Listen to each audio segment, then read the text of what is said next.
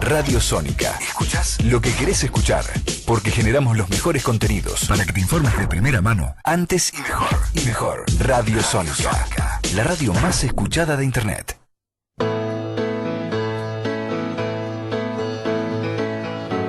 Cuando no recordamos lo que nos pasa, nos puede suceder la misma cosa. Son esas mismas cosas que nos marginan, nos matan la memoria, nos queman las ideas, nos quitan las palabras. Si la historia la escriben los que ganan, eso quiere decir que hay otra historia, la verdadera historia. Quien quiera oír, que oiga. Nos queman las palabras, nos silencian y la voz de la gente se oirá siempre.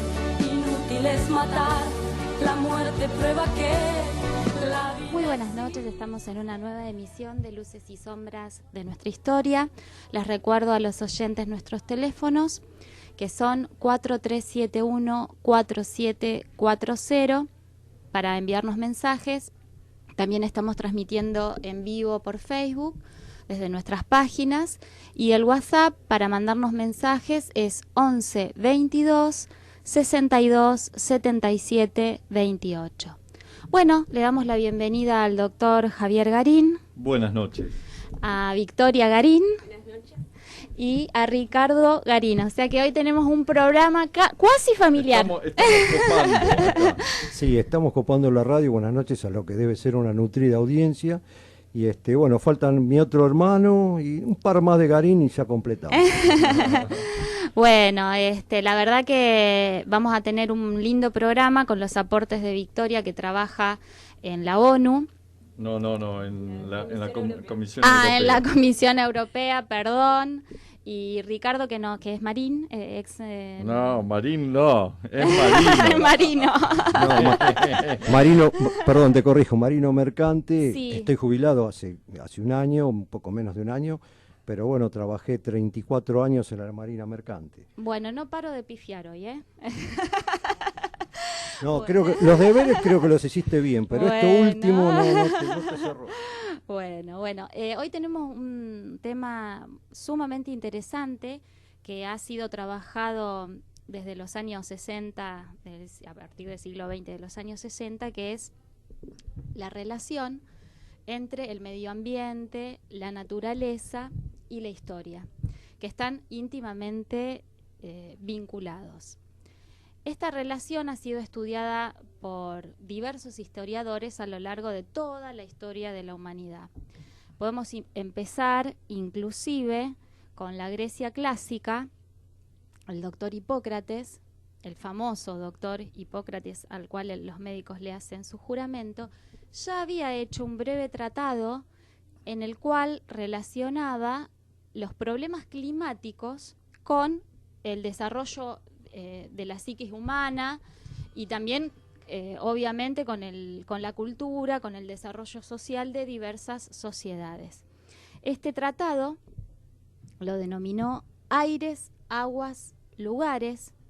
Es muy breve, pero da cuenta de la relación que existía entre el ambiente, la geografía y el desarrollo histórico, la cultura de un lugar.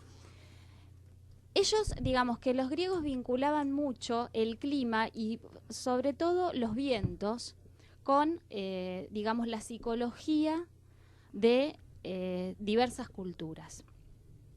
Por ejemplo, dice así, voy a leer un breve extracto de ese tratado que es muy interesante porque hace una comparación entre Asia y Europa. Dice así: Asia difiere mucho de Europa en la naturaleza de todo lo que ahí se da, ya sea vegetal o humano. Todo crece mucho más y mejor en Asia, y la naturaleza de la tierra es más dócil, mientras que el carácter de sus habitantes es sobrio y poco pasional. La razón de esto se halla en la equilibrada mezcla del clima, pues está a medio camino entre el alba y el ocaso. Perdón. Se encuentra así, lejos de los extremos del calor o el frío.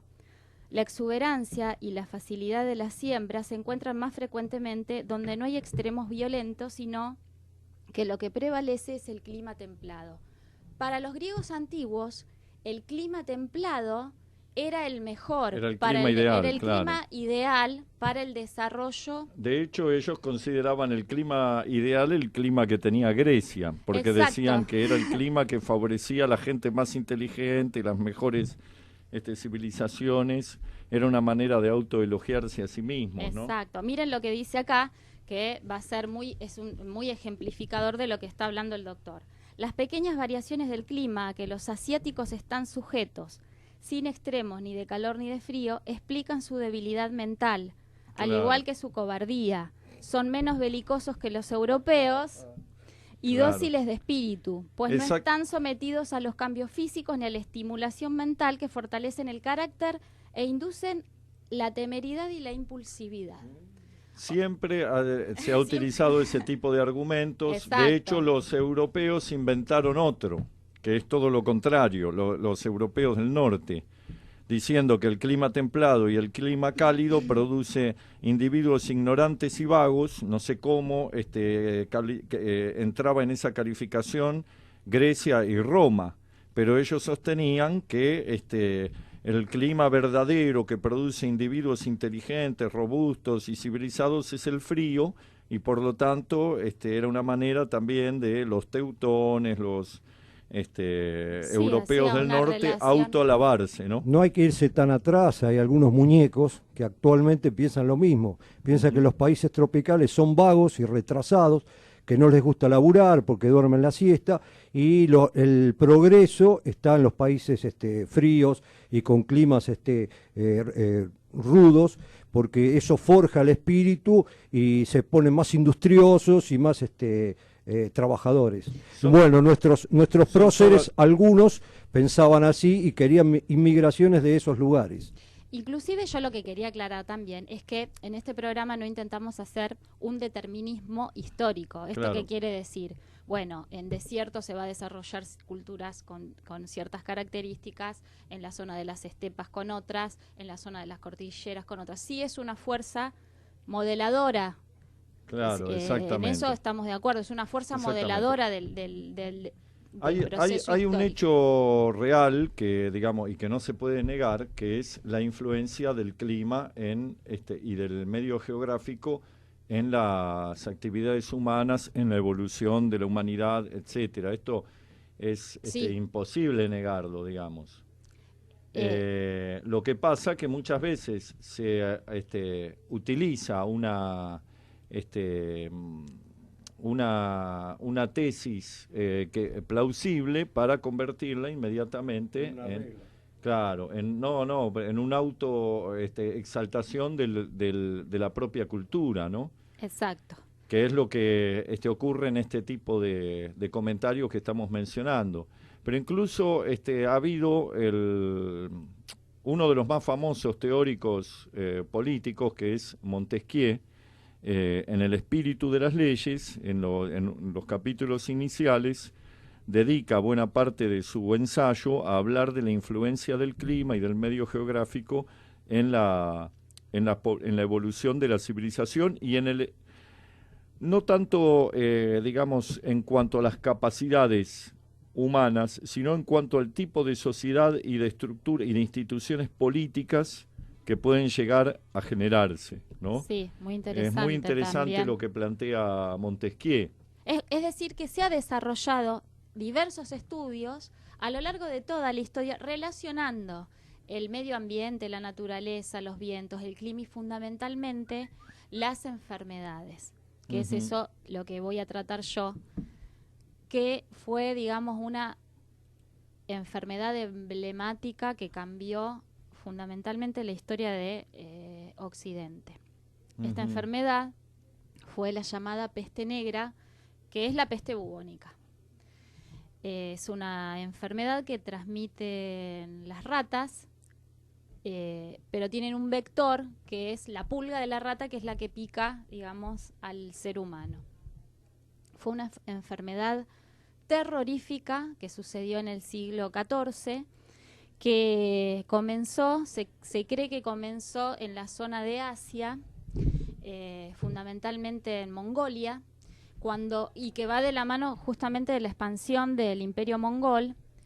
Va a ser primero el recorrido por China, después por India, y va a llegar hasta el Mar Negro, y del Mar Negro va a ser la puerta de entrada a Europa, ¿sí? La extensión geográfica de esta enfermedad fue enorme, desde el Mar Negro hasta el Báltico y desde Egipto hasta Islandia. O sea, obsérvese la amplitud de la zona que alcanzó esta pandemia. Se cree que fue, digamos, uno de los mayores cataclismos ecológicos y que cambió definitivamente la historia de Europa y la historia occidental fundamentalmente. 20 millones de muertos solamente en la zona de Europa. ¿Cuáles eran las zonas más afectadas? Los puertos, porque era justamente la puerta de entrada de la enfermedad, las ratas viajaban en los barcos, y también las ciudades.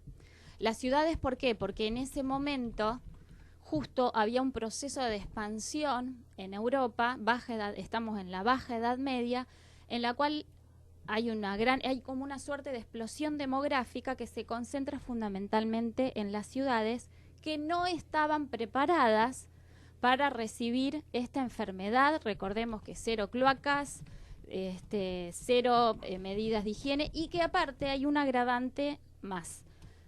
Los pobladores vivían con sus animales, vivían con su ganado, entonces era mucho más fácil el contagio. Bien, dijimos que hubo 20 millones de muertos. Se creía en ese entonces que era el fin del mundo, que era una suerte de apocalipsis. Me gustaría preguntarte Sí. si la Basílica de la Salute, que está en Venecia, fue hecha como un tributo al fin de la peste negra. La verdad que no me acuerdo, me gustaría saber si lo tenés presente. Yo creo que sí. Yo no lo sé ese dato, pero es muy probable, porque hubo hasta, inclusive en las iglesias había frailes que hacían autoflagelaciones para ver si podían con eso, digamos, calmar la enfermedad. Fue realmente un cataclismo a todo nivel, económico, psicológico, social, que derivó después en un montón de otros sucesos, ¿sí? Interrumpo un segundito, Sí. como un pequeño aporte a lo que estamos hablando, que nos hacen los oyentes. Sí. Bueno, nos mandan un saludo desde Jujuy, Soledad Huanca, Gaby Tati, Doña Rosa Saboici, un gustazo escuchar los compañeros. Y Cacho Gómez dice, tienen también esta reflexión del clima y del lo cálido y lo frío en el Facundo de Sarmiento, que es un poco También. lo que vos aludías hoy cuando hablabas de algunos de los próceres. Sí, sabía que en algún lado lo había leído y varias veces esa teoría. También, sí, las sociedades del desierto, Sí. ¿no? Como Sí. eso modela la psiquis del dictador, del caudillo. Exactamente, sí. Es una teoría del clima y de la geografía influyendo directamente en las sociedades políticas. Es más, sí. También he leído de que se le adjudica al clima cálido o tropical la fertilidad de las mujeres, o sea, tienden a tener más hijos.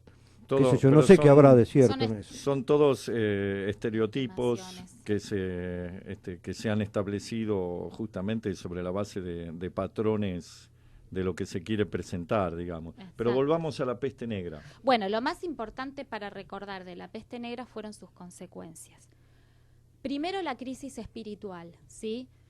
La Iglesia no daba consuelo a este sentimiento tan grande de angustia ante la muerte de tanta cantidad de personas. Entonces va a haber una fractura, ¿sí?, en la mente de la población, más que nada subalterna, que va a decir cómo la Iglesia no nos va a dar respuesta a esto tan grave que nos está pasando. Y también no solamente eso, sino que se pensaba que era un nuevo apocalipsis, y la Iglesia se encerró en sí misma y no dio ayuda, no dio socorro. Esto va a derivar 100 años después en la Reforma, nada más y nada menos que en la Reforma Protestante, que es un cuestionamiento a esta cerrazón que existía en la Iglesia, ¿verdad? Sí, muchos de los conventos y monasterios se convirtieron en lugares todavía más cerrados de lo que habían sido, ¿no? Exacto. Y la segunda más grande consecuencia es lo que denominan los historiadores la crisis señorial o crisis del feudalismo. marcó el principio del fin del sistema feudal. ¿Esto por qué se da? Porque había tal escasez de mano de obra que el campesino era muy buscado y era mucho mejor pagado que en épocas anteriores. Entonces, ¿qué sucede con el campesino?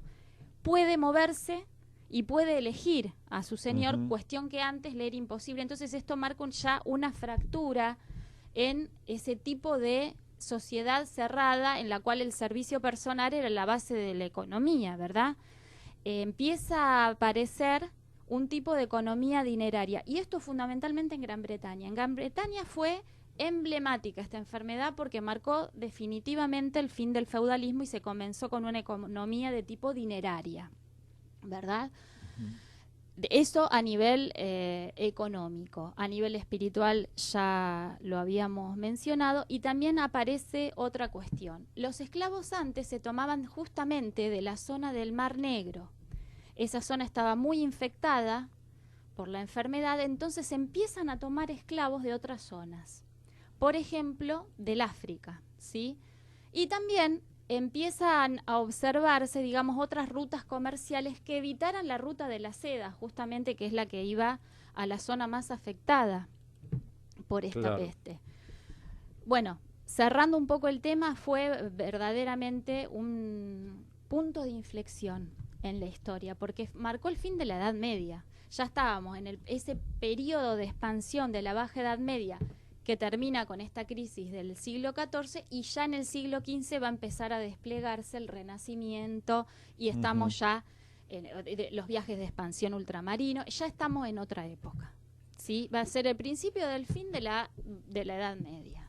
Las pestes, hoy no tenemos una dimensión de la significación que tenía en esas épocas, ¿no? No solo la peste negra, una peste que además estuvo influida no solo por la vida creciente urbana, sino también por un fenómeno un poco extraño e indirecto, que fue la destrucción de los gatos, por una creencia religiosa de que los gatos eran seres satánicos que estaban vinculados con la brujería.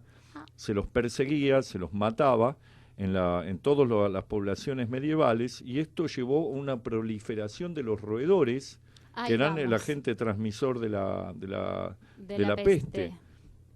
Lo mismo podemos hablar de situaciones, digamos, muchas veces se ha dado en el curso de la historia la ruptura de un equilibrio ecológico que redundó en un desastre. Exacto. Un ejemplo claro es la situación de la civilización maya en Centroamérica, sí, en donde la sobreexplotación de los suelos llevó a que no se pudiera alimentar a la población y terminara prácticamente la destrucción de la civilización maya en medio de una orgía de sacrificios humanos. Sí. O también ha pasado en otras civilizaciones. Por ejemplo, el otro día estábamos comentando con Marilina, se ha descubierto hace poco en Perú, en el norte de Perú, en la civilización Mochica. Claro, del señor de Zipán. Se ha descubierto tumbas colectivas que hablan de los más grandes sacrificios de niños de la historia. Más de cerca de 200 niños sacrificados por un desastre ambiental, digamos, porque tenían la creencia de que la única manera de evitar que una sequía o una inundación prolongada terminara con un pueblo era rendir sacrificios humanos o de animales. Sí. Y se ha encontrado una cantidad impresionante de niños sacrificados. Un estudio que ha llevado adelante un arqueólogo peruano en los últimos 10 años aproximadamente. Y también hubo un caso muy notorio en América de esta relación entre el medio ambiente y la población, que es el de la isla de Pascua, Rapa Nui, sí, la de los famosos Moai. Los monstruos de piedra. Claro, exactamente, sí, los grandes ídolos de piedra, que era una isla que fue poblada por la llegada accidental de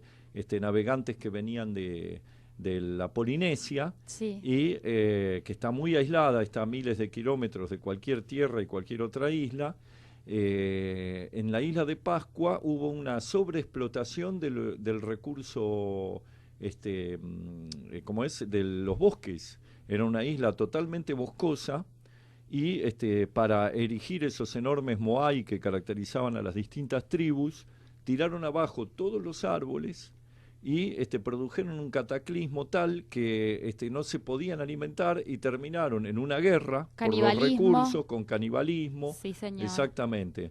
Refugiados en cuevas para tratar de defenderse de la agresión de las otras tribus y de no ser comidos vivos, o comidos, digamos, por sus propios congéneres. Y esto es un ejemplo que se suele citar de cómo la sobreexplotación y el mal manejo de los recursos puede llevar a la destrucción total de una sociedad, ¿no? Muy, muy cierto. Y ahí también quiero retomar un poco el tema para cerrar, que es el tema del holocausto americano, el llamado holocausto del Nuevo Mundo, ¿no? Ahí también hubo uno de los más grandes choques biológicos de toda la historia de la humanidad, que fue el encuentro entre la civilización europea y la civilización americana. Hubo como un intercambio de gérmenes patógenos, digamos, para los cuales no estaban preparados unos y otros. Por ejemplo, entiendo que la sífilis es una enfermedad que se originó en América y después se propagó en Europa de forma dramática. Sí. Y los europeos a su vez contagiaron enfermedades que parecían ridículas para nosotros ahora, y que los indios eran muy lábiles, los originarios, y terminaban con epidemias que mataban cantidades millonarias de gente. Sí, fue dramático. La caída de población fue verdaderamente dramática. Yo tengo acá algunos números. A ver, ¿tenés algunos datos? Tengo algunos datos. Eso está muy bien. La sífilis estaba en América, se va a propagar, pero es la única enfermedad que se llevaron, digamos, los europeos.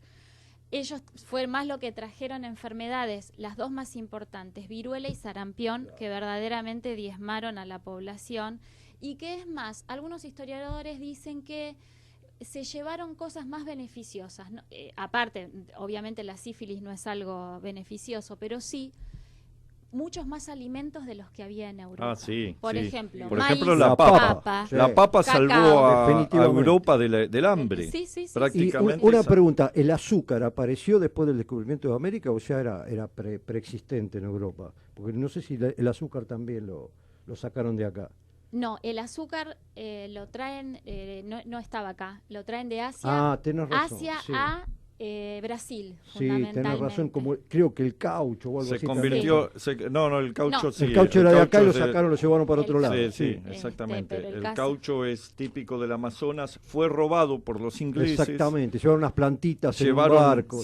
Un espía inglés robó semillas de caucho en un bastón, en el interior de un bastón hueco, porque había un severo control para que nadie pudiera sacar el caucho de Brasil, y un espía inglés se le llevó semillas de caucho en un bastón que pudo hacerlo pasar, y de esa manera lo llevaron al Asia, a las posesiones británicas en Asia, y pudieron reproducir el caucho. Claro, como en Indochina, que tenían grandes plantaciones los franceses. También. Sí. Bueno, yo voy a dar algunos números para que tengamos en cuenta la dimensión de lo que fue esta verdadera catástrofe ecológica fundamentalmente para América. De los 7 a 8 millones de arahuacos que, de acuerdo con las estimaciones de Cook y Borah, habitaban la isla de la Española, lo que es hoy Haití y República Dominicana, para 1508 quedaban unos 100.000. Y hacia los años 40 de este mismo siglo apenas 500. Claro, bueno. Se piensa que otras islas del Caribe y las tierras bajas tropicales de América Central también experimentaron descensos poblacionales tan precipitados. A mediados del siglo XVIII, la población de los americanos nativos se había precipitado de los 75 a 100 millones estimados como población previa a la conquista, tan solo 250.000. Esto sí que fue un holocausto. Claro. Más allá además de las enfermedades, la explotación, los asesinatos, las guerras de conquista, etcétera. Yo siempre recuerdo lo que cuenta Ulrico Schmid en el viaje al Río de la Plata, cuando habla de la conquista del Paraguay, como un número muy pequeño de españoles, pero que tenían caballos, tenían armaduras, tenían armas de fuego y tenían estrategias de guerra modernas, se enfrentaron en cada encontronazo morían 500, 600 nativos y por ahí morían 2 europeos, es decir, no había proporción entre las bajas, era algo impresionante la diferencia que generaba la superioridad tecnológica militar que tenían los europeos, y esto fue uno de los motivos que explicó el sojuzgamiento de enormes masas indígenas por un puñado muy chico de gente, enormes matanzas y después, obviamente, toda esta cuestión de las enfermedades. Y el dominio cultural también, porque recordemos que dominaban muy bien, o sea, empezaban a tener intérpretes del lenguaje, entonces, digamos que las civilizaciones americanas creían en la palabra, cuestión que los europeos hacía siglos que habían dejado de creer en la palabra. Entonces, bueno, ese tipo de engaño también ayudó a que, digamos, los grandes caciques los recibieran bastante con los brazos abiertos, algunos, durante un tiempo. Por ejemplo, Moctezuma, no así Cuauhtémoc, que después va a decir, no, estos vienen a matarnos a todos. Sí, es cierto. Hay un dominio cultural también. Como dicen los hispanistas, o digamos, o como dicen muchos historiadores, también es cierto que no hubo una intención de la corona española de masacrar a los indígenas, sino que debe haber sido el único, España debe haber sido el único reino, la única corona que tuvo una intención de proteger a los indígenas. Esto hay que decirlo, está reflejado en las leyes de Indias, que por supuesto no se cumplían, pero sí revelaban una preocupación de la corona por tratar de morigerar o de frenar los abusos que cometían los adelantados, ¿no? Esto no ocurrió, esto lo señalo porque claramente no ocurrió, por ejemplo, en la conquista de Norteamérica. No, donde, si comparamos, no. No se tuvo en cuenta siquiera. Ni lo hizo Holanda, ni otras, No. ni Inglaterra No. en otros confines, en donde tuvieron, o Bélgica, países que tuvieron colonias y que fueron tal vez más crueles en muchos casos que los españoles. Yo creo que más que la corona española, y esto se puede dar a discusión si se quiere, fueron más los frailes. Fray Bartolomé de las Casas fue un gran, digamos, por lo menos quiso estudiar a ver si los indios eran personas, ¿no? A ver qué calificativo se le podía dar, ¿no? Y eso fue, digamos, el único debate que se dio para poder de alguna manera proteger, o creo que fue el único que se molestó, digamos, en ver de proteger las vidas de esta población. No sé si fue de parte de la corona, pero sí más de la Iglesia Católica. Sí, ¿no? Pero Fray Bartolomé de las Casas fue escuchado por la corona, fue invitado a exponer, eso también hay que decirlo, ¿no?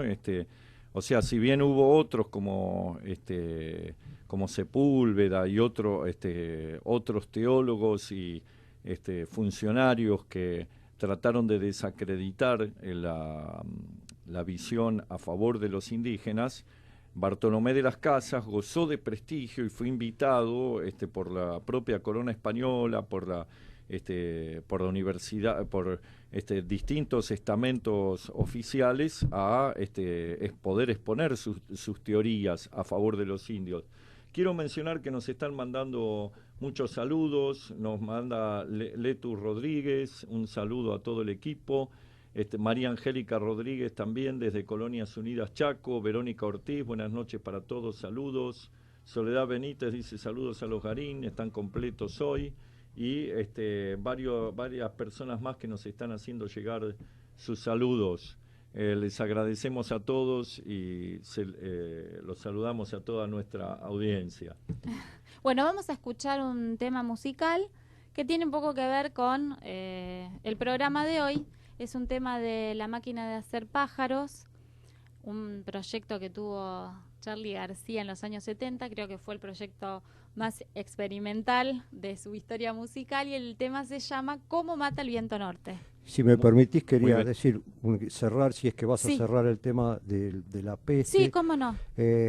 A mí me gustaría destacar de que todas estas tragedias humanas ponen en evidencia la miseria y ponen en evidencia las mejores virtudes del ser humano, como el altruismo, la solidaridad, algo que se ve perfectamente en la famosa novela de Albert Camus.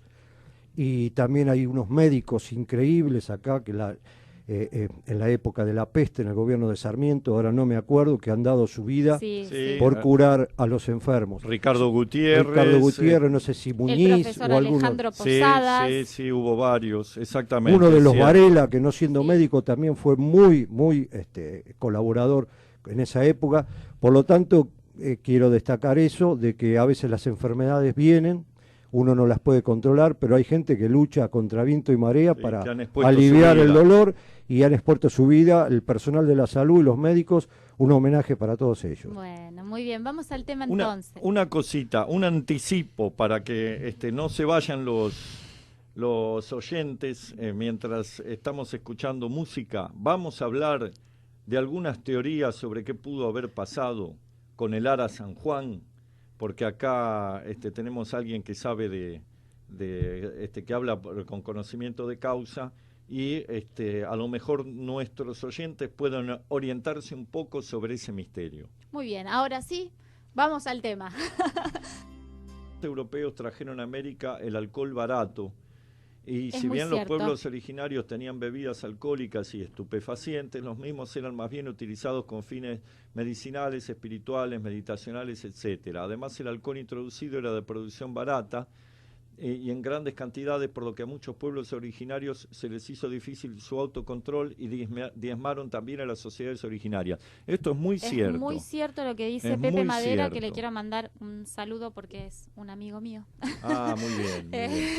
Esto es muy, Que lo muy estudió. cierto. Sí, sí. Fue una arma de opresión que lo podemos comparar a cómo se ha utilizado en el siglo XX los estupefacientes, la droga, la cocaína, También. ¿no?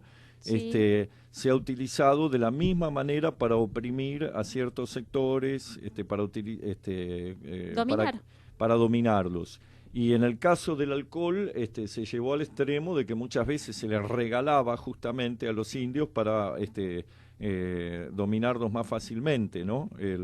Como también ocurrió en la Patagonia, con el conocido ejemplo de una suerte de guerra bacteriológica que hacían los estancieros ingleses y chilenos en Tierra del Fuego, regalándoles a los, y en la Patagonia Sur, regalándoles a los indígenas ropas sacadas de los hospitales de enfermos que habían tenido viruela, para contagiarlos a Sí. propósito, ¿no? Sí, sí, también en Y la diezmar conquista, las poblaciones. en la conquista al desierto, eso fue, los tapaban a los indios con mantas con viruela. Ujú. ¿no? Cuenta Para el que- Martín Fierro una epidemia de viruela entre los indios Pampa, con toda crudeza, los estragos que ocasionaba, como también los estragos que ocasionaba el alcohol en las poblaciones indígenas, ¿no? Sí, en cuanto al sentido de justicia, yo lo que quería aclarar es que el sentido de justicia es algo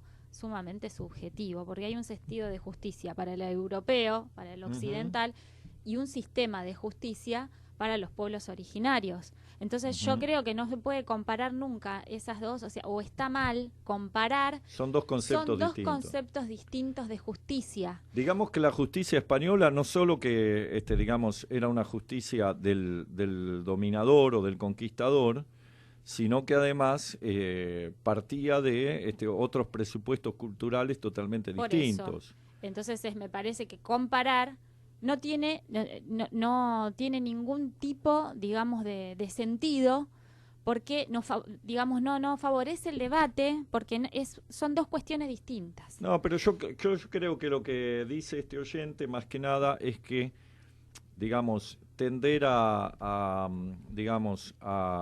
no demonizar a la conquista española, porque como nosotros siempre decimos en nuestro programa, no todo es blanco o negro, No, digamos. no, seguro. Fue una conquista dura, muy sangrienta, y tuvo también su aspecto de organización y de, sobre todo de algunos sectores de la conquista que fueron más inteligentes, como el caso de los jesuitas, como el caso de algunas congregaciones religiosas y también de algunos funcionarios civiles que trataron de alguna manera de limitar las barbaridades que hacían otros. Incluso hay una revuelta que es la del hermano de Pizarro, que se produce porque el tipo se rebela contra las leyes protectoras de indios, que fueron la rebelión de los encomenderos. Los encomenderos se enojan porque la corona les quiere establecer límites a la explotación que ellos llevaban adelante de los indígenas. Y hacen quieren fundar un reino independiente de España para poder explotar libremente a los indígenas sin ningún tipo de cortapisa. Esto ocurrió también, lo que habla de que de alguna manera existió una preocupación de la corona o de la iglesia de tratar de limitar en alguna medida, aunque otros sectores de la iglesia fueron funcionales al esquema de dominación y de sometimiento. Está el famoso requerimiento, esto que le leían un compromiso para cumplir las leyes de India. Decían que no podían hacer guerra a los indígenas sin antes haber comprobado que se resistían a la religión católica. Entonces le leían un requerimiento y le decían: lo requerimos a reconocer la autoridad del Papa y de Dios, Jesucristo y la Iglesia Católica y la Virgen María y los Reyes Católicos, etcétera. ¿Aceptan o no aceptan? Los indios no habían entendido ni lo que les decían porque estaba en otro idioma. Previo a leer el requerimiento, después los masacraban. Esto ocurrió. Pero digamos, son los dos aspectos que tenemos que remarcar, ¿no? Sí, seguro. Bueno, podemos seguir entonces con el tema que habías anticipado, que es lamentablemente la desaparición de Lara San Juan. Para ello tenemos a Ricardo Garín, que tiene una vasta experiencia en los mares y que nos puede dar luz acerca de las diversas hipótesis que se están manejando, ¿verdad? Mirá, no sé, yo no soy perito y soy marino, y como vos empezaste hablando de los griegos, sí. Yo te voy a mencionar una cita de los griegos que decía: vivir no es necesario, navegar sí. Se entiende de una civilización que se desarrolló en un ámbito insular, por lo tanto le daba mucho importancia a la navegación, y yo desarrollé toda mi carrera en la Marina Mercante.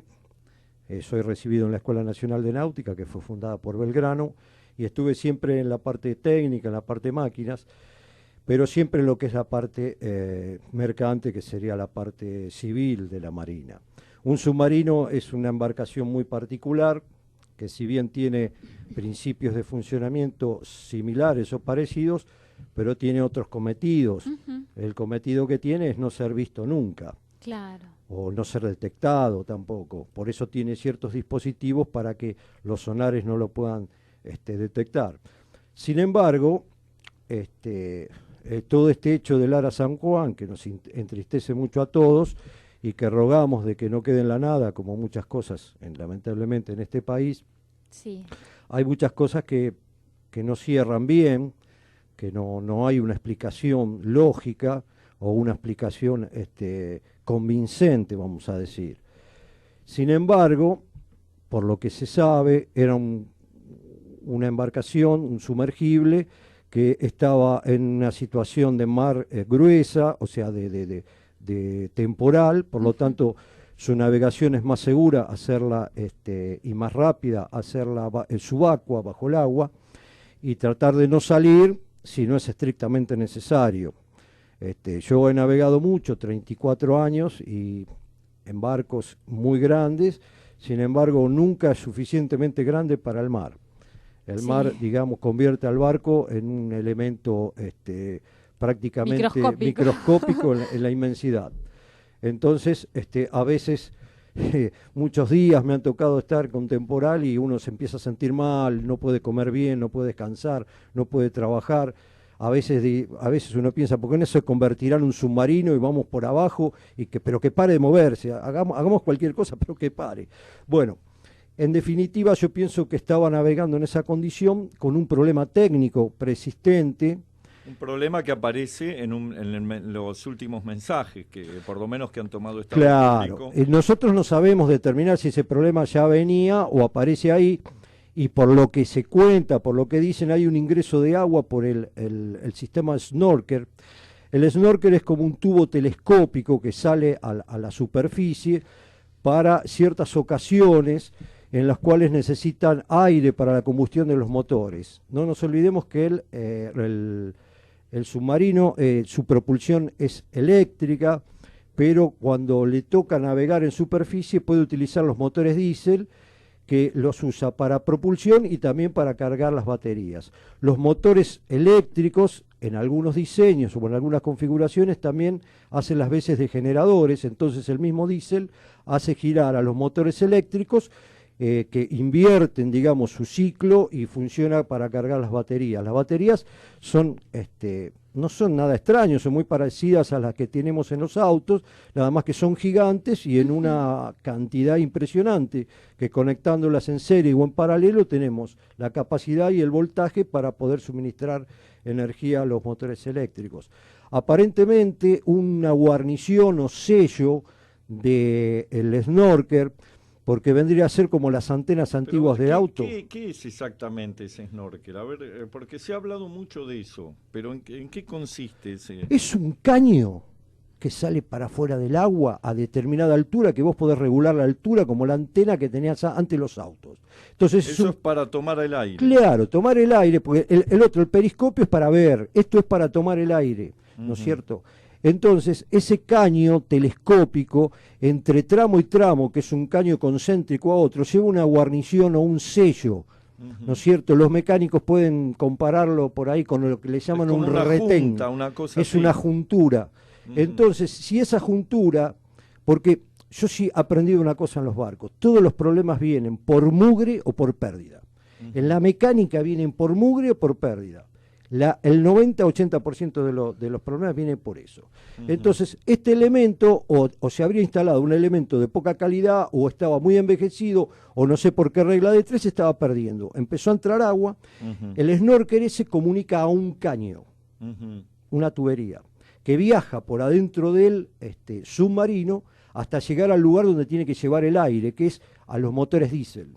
Está bien. ¿Y en qué momento puede eso tomar contacto con las baterías, por ejemplo, que era lo que se decía? Bueno, en su viaje hacia la sala de máquinas, el caño puede pasear por adentro de los compartimentos de baterías. Si entra agua, lo más probable es que en alguna brida o en alguna unión o alguna picadura, esa agua que entra empiece, en vez de viajar aire por la tubería, viaja agua. Esa agua se derrama donde encuentra una pérdida. Justo tuvo la mala suerte de derramarse en un compartimento de batería. Bueno, ¿y qué pasa cuando el agua toca la batería? Cuando el agua de mar toca la batería funciona con un electrolito, que es el medio líquido donde se produce la reacción química para formar energía, donde se separan los electrones de los y van a los bornes, vamos así, al cátodo y al ánodo, ¿no es cierto? Y donde se crea tensión eléctrica. La tensión eléctrica genera una corriente. Pero ¿qué pasa con el agua en la batería? Ese electrolito tiene un ácido. Cuando toma contacto con el agua de mar, empieza a generar una reacción química que libera hidrógeno. El hidrógeno es el combustible por excelencia. Donde hay acumulación se puede producir un incendio o una explosión. Entonces, ¿es posible que haya en alguna circunstancia esa avería que en un primer momento se comunica a la base, se haya repetido bajo el agua y que haya generado una explosión interna? Sí, hay varias cosas, porque vamos a aclarar una cosa. En accidentología, un accidente se produce por una confluencia de hechos desafortunados, no es un solo factor. Claro, es como un encadenamiento. Se va concatenando, entonces ponele que haya habido un evento de fuego, la tripulación se sabe que lo combatió al incendio, pero la tripulación estaba muy cansada y se fue a descansar. Inmediatamente se produjo otro otro evento ígneo o una explosión y no lo pudieron controlar. Entonces, una teoría, digamos, es una de las teorías. De lo que pudo haber pasado. Acá lo que claramente pasó es que la nave quedó sin control y se fue sumergiendo hasta llegar a una profundidad en la que cual produjo la implosión. Claro, en el cual la estructura del casco no resiste la presión del agua. No nos olvidemos que cada 10 metros es 1 kilo por centímetro cuadrado. Bueno, vamos a pasar a otro tema. Después está la teoría que todos conocemos de que pudo haber sido bombardeado. Pero sí. esto es una explicación técnica de la otra alternativa, que es lo que pudo haber un incendio. Perón, cuando hablaba del tema ambiental, decía que América, para proteger sus recursos naturales, tenía que unirse, América Latina unida o dominada, ¿no? Sí. Entonces, y él planteaba el tema del continentalismo. Hay un modelo que él mencionaba, que en ese momento estaba en ciernes, que era lo que estaba ocurriendo en Europa, un modelo de cómo distintas naciones con distintos idiomas, mucho más complicado que lo que podía ser en Sudamérica, se estaban conformando en una unidad, que es el tema de lo que hoy es la Unión Europea. Victoria trabaja en la Comisión Europea y bueno, nos puede comentar un poco cómo funciona esto de un montón de países muy diversos entre sí, que tienen legislación común, que tienen reglas comunes, que no tienen fronteras, no tienen ningún impedimento. ¿Cómo es eso? ¿Cómo funciona? Vos estás actualmente en Bruselas. Estoy en Bruselas, estoy en la Comisión Europea, que es una de las instituciones de la Unión Europea,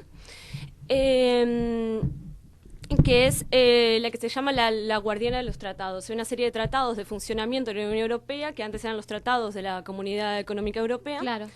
Y es donde se elaboran las leyes, por ejemplo, los proyectos de leyes que después lo va a aprobar otras instituciones de la Unión Europea, como pueden ser el Parlamento y el Consejo Europeo. En cuanto al tema de la Unión, bueno, son muchísimos años, muchísimas décadas de una unión que en un principio era económica y que se fue haciendo cada vez más, se fue extendiendo a los ámbitos sociales, a todo. Uno, por ejemplo, ya hace unos años formé parte del programa Erasmus, que es un programa de intercambio entre las distintas universidades. Una persona que está estudiando en una universidad europea puede irse a estudiar durante un semestre, durante un año, a una universidad de otro país y que le sean totalmente convalidados los estudios, las asignaturas que hizo en ese otro país. Y uno, por ejemplo, después de hacer el programa Erasmus, hay un formulario que se envía por defecto a todas las personas, entre las cuales una de las preguntas es que si después del programa Erasmus uno se siente más europeo. Y es una de los objetivos que está intentando lograr la Unión Europea ahora, es ese sentimiento de continente, de pertenencia a todos como tener algo en común. No, sí. Por ejemplo, creo que es en Holanda, que es uno de los países donde la gente dice sentirse más europeo que holandés, que es algo que realmente se está extendiendo, lo que se busca no es solamente una unión económica, que es lo principal, sino también una unión social, una unión cultural, Hay un fuerte intercambio, por ejemplo, de los estudiantes o de quienes trabajan en la sí. comisión donde vos estás trabajando, son de distintos países, hablan distintas lenguas y llevan adelante una suerte de integración. ¿Cómo es eso? Sí, para trabajar en la comisión hay 3 idiomas oficiales, que son el inglés, el francés y el alemán. Son las lenguas de trabajo y en realidad los idiomas oficiales son todos los idiomas de los países miembros, pero las lenguas de trabajo son esas 3. Y es lo que se utiliza normalmente para trabajar en las reuniones.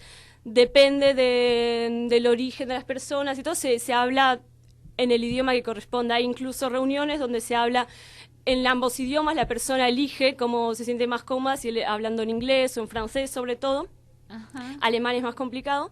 Y hay un intercambio cultural total. Después,